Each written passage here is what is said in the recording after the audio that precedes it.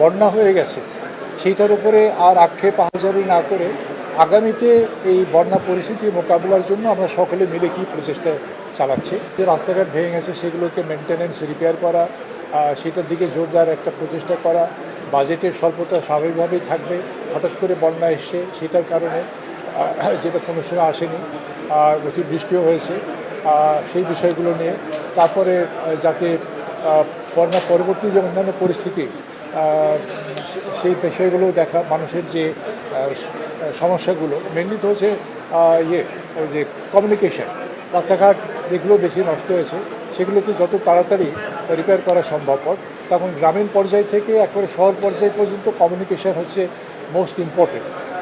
গ্রামের একটা ডিম বা একটা মুরগি বা একটা সবজি শহরে তখনই আসবে যদি রাস্তাঘাট ভালো থাকে।